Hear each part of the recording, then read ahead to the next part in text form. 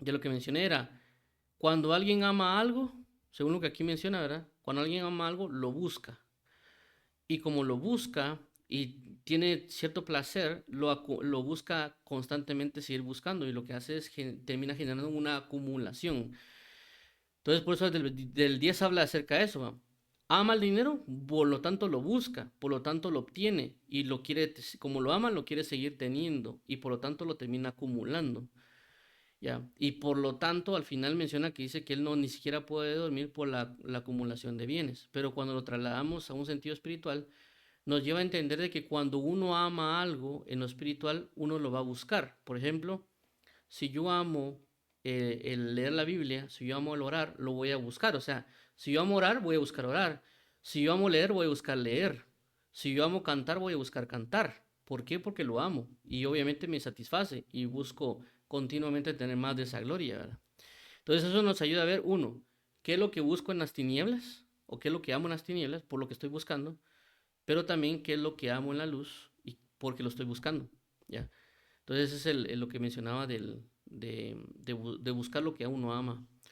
Obviamente no quedarse con eso, sino compartirlo a otros. Ese es el resumen. Entonces el resumen en inglés lo diré ahorita es, when we love something, we seek it.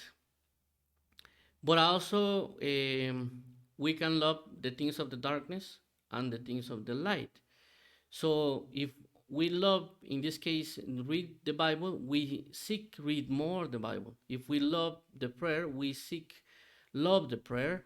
If we love sing songs to God, we seek to sing songs to God because because we have some pleasure in it, and for that reason we want more glory about it. Also, with the darkness, if we love something, food, bad desires, perversion, we seek it and we take it and also accumulate with kind of things. So for that reason, we have this be careful with the things and we can understand what we love in the darkness and we love in the truth, and but also we need to love other things in the spiritual.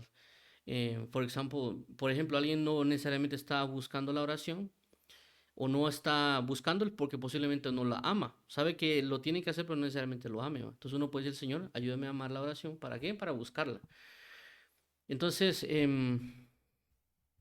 vamos a orar. No, no, pero antes de que oremos, ¿alguien tiene una pregunta, duda? Si no, pues nos lanzamos a la oración para pedir lo que mencioné anteriormente. ¿No?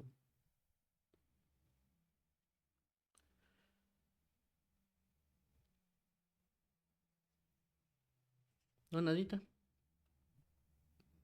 Oye, entonces vamos. Alexander. Gracias. Pues yo, con relación a lo último que escuché, porque pues no tuve la oportunidad de escucharlos a todos, pero algo que yo he notado y es de mucha utilidad cuando alguien quiere leer más o ejercitar su lectura, es que a veces tal vez es beneficioso hacerlo, así como lo estamos haciendo ahorita, ¿verdad? En grupo, el hacerlo con alguien más, el buscar y rodearse de hermanos y al final buscar a leerlo de manera ordenada o como lo pudieran plantear. Creo que Juan José lo hemos hablado de que yo en la oficina con otros compañeros los días viernes procuramos simplemente leer la Biblia, leer un capítulo, compartir y siempre hay uno que habla más, siempre hay otro que solo escucha, pero creo que es bastante edificante el que entre todos pues vayan compartiendo y aprendiendo juntos, ¿verdad? Y al final es un proceso y es una manera de tantas que pudieran haber, pero al menos yo sí he visto y he considerado que es bastante útil. Solo eso quería agregar. Gracias, Alexander. Y no tener miedo a preguntar. Porque a veces nosotros, tal vez en el mundo pasa, lo menciono por lo que dijo Alexander, porque cuando uno está en grupo, obviamente a veces uno trata de escuchar más, pero también tiene dudas, obviamente. El problema es de que como obviamente tal vez en el mundo uno hace preguntas y la gente dice, vos esta tu pregunta tan tonta que haces. Entonces uno ya se queda como la idea de mejor para qué voy a preguntar si me van a decir cosas que no, no gratas, ¿verdad?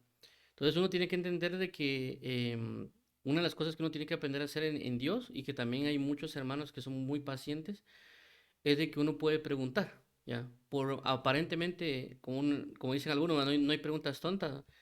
Uno tiene que aprender a preguntar, y no solo con las personas, sino con Dios, ¿ya? Una de las cosas que yo he mencionado, que yo trato de constantemente decirle a las personas es pregunten, pero no necesariamente solo pregunten a las personas, sino pregúntenle a Dios, porque cuando Jesús dijo la parábola del sembrador, dice que no entendieron.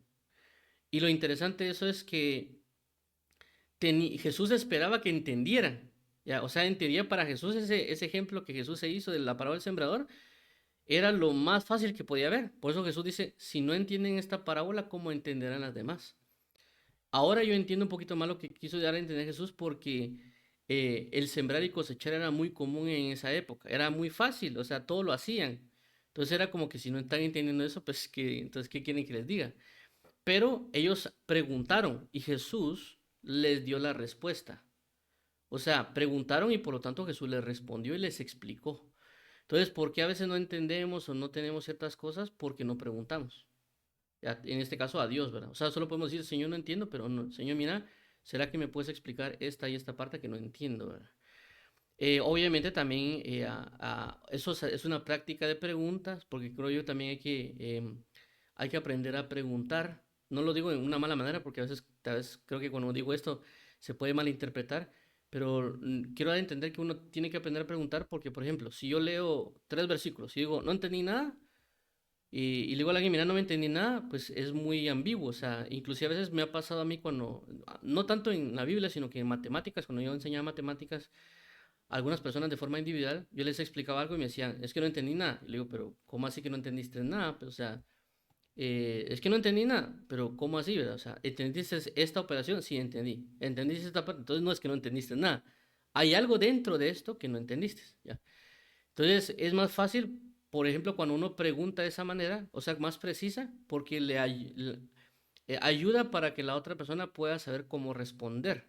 Porque si nos dice, mira, no entendí nada de Juan, tal vez uno comienza a hablar de otras cosas y la gente dice, no, es que eso no es. Entonces, ¿qué es, va? Explícame para que te pueda explicar, ¿verdad? Entonces uno ya puede como que buscar hacer preguntas más precisas, ¿verdad? En este caso, tanto con Dios como con las personas. Porque a veces uno dice, es que no entendí. Ok, sí entiendo, pero hay algo aquí que necesito que me digas qué es para yo poder explicarte. Entonces menciono esto porque cuando uno está en grupo, por ejemplo, así como lo menciona Alexander o con otras personas, considero que uno puede preguntar y que esa persona puede tener una respuesta, pero que también uno puede ahorrarle tiempo a la persona siendo más específico en preguntar, y también pues eh,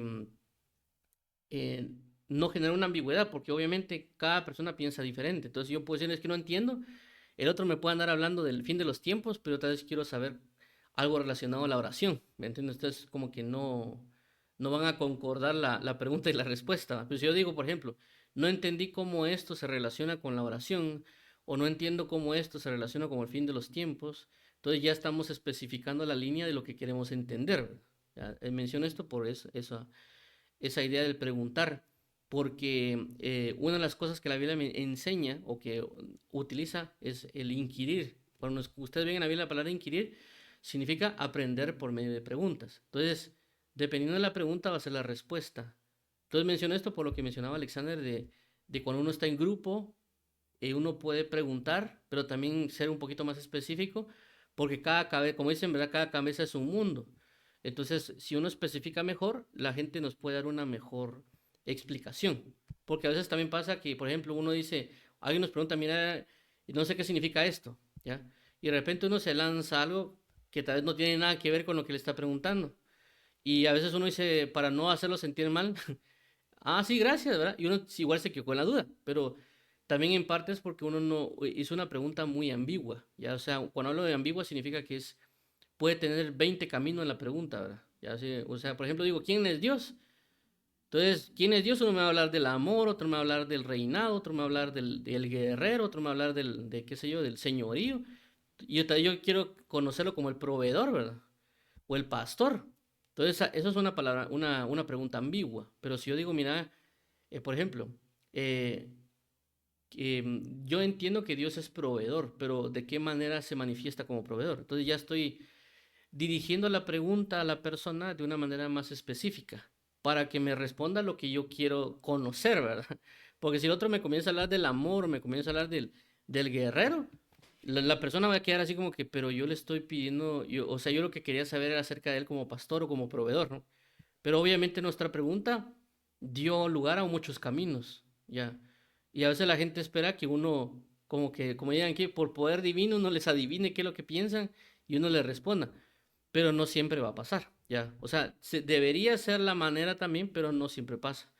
Entonces, mejor es ahorrarle el camino a la gente y ser más preciso a la hora de preguntar. Vuelvo y repito, no lo digo como regaño, porque a veces cuando yo hablo de estas cosas pienso como que la gente piensa que los estoy regañando, pero no es eso, es un consejo porque no todos se fluyen igual, no todos piensan igual, no todos tienen el mismo conocimiento y obviamente también yo quiero conocer algo que no necesariamente es lo que el otro conoce, ¿verdad? Entonces, por eso siempre doy esos ejemplos. Y el otro ejemplo que yo doy es, por ejemplo, el caso la mujer y creo que ese era Eliseo. Porque dice que Eliseo, siendo profeta, obviamente el profeta, la gente tiene el conocimiento que sabe lo que la otra gente piensa, pero no necesariamente el todo. Pero dice que llegó una mujer que estaba con amargura de corazón. Cuando llega con Eliseo, dice que Dios le bloquea, por así decirlo, a Eliseo lo que la mujer tiene. Y Eliseo le dice, dime qué es lo que tiene porque Dios no me permite ver lo que tú tienes. O sea que la mujer entonces esperaba que llegaba con Eliseo y que Eliseo le pegara si lo queremos llamar, un escáner, ¿verdad? O sea, como que revisaba que lo tenía en la mente, en el corazón, en todo, y decirle, no te preocupes, mujer, porque esto y esto y esto y esto. Como que ahorrarse el preguntar o sacar lo que hay en su corazón, ¿verdad? Pero claramente dice, porque Dios me ha impedido ver lo que tú tienes. Entonces, cuando la mujer le dice que dime entonces qué es lo que tienes, entonces la mujer se tenía que expresar y decirle a Eliseo, mira, yo tengo esto, esto y esto. Entonces la gente piensa de que porque alguien es cristiano ya tiene que adivinarle los pensamientos, lo que comió una mañana, lo que comió hace una semana, pero no funciona a veces así. A veces Dios puede bloquearnos, si lo queremos llamar así a nosotros, para no poder ver lo que la otra gente tiene, porque la otra gente tiene que aprender a expresarse, tiene que aprender a preguntar, tiene que aprender a desahogarse, tiene que aprender a ciertas cosas, porque esos son otras, algo relacionado con las administraciones o con el aprendizaje.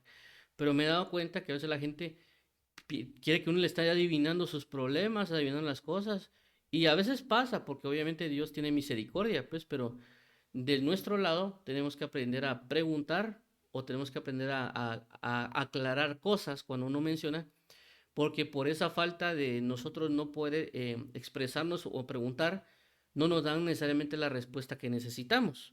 Y a veces uno dice, es que no me entendió, entonces ya no le voy a volver a preguntar porque no me entendió, pero el problema no fueron ellos, el problema fuimos nosotros, porque no supimos preguntar, no supimos expresarnos y porque tenemos la expectativa que todos son como que todos fueran profetas y que nos tienen que examinar la mente y el corazón y todo, como que fueran un Dios y que nos digan las cosas así muy puntuales. Pero no siempre, a veces la gente está bien orada, no siempre tal vez está distraída.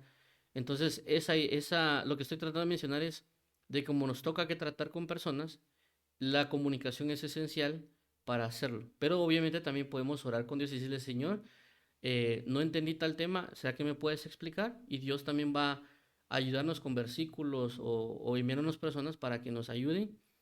Menciono esto porque yo lo hago, o sea, yo a veces cuando estoy leyendo la Biblia digo, Dios mío, Señor, no entendí esto, dame un ejemplo porque mi cabecita no da, mi mente no da para entender lo que tú me quieres decir, ¿verdad? Entonces, por esa razón yo digo, pues, háblame, dame ejemplos, porque no te estoy entendiendo. Y claramente a veces de repente me vienen versículos a la mente que me ayudan a entender o a comprender lo que Dios me quiere decir, ¿verdad? Entonces, em, por esa razón es que menciono acerca de preguntar y también acerca de poder nosotros entender que otras personas tienen diferentes perspectivas y como que, como no sé si sería la palabra, como que allanarles el camino, ¿verdad? Que volvérselo más fácil para que también nos puedan dar una mejor respuesta. Entonces eso es lo que quería comentar con el complemento de lo que dijo Alexander, de cuando nos juntamos con otras personas, ¿verdad? Entonces, y obviamente romper ese pequeño temor que uno tiene de preguntar, por diferentes razones, ya sea que piensan que nos van a regañar o que tal vez nos van a pensar que es tonta la pregunta, etcétera. La base mejor es, yo quiero salir de la duda, yo quiero conocer más a Dios y eso me da la valentía para preguntar.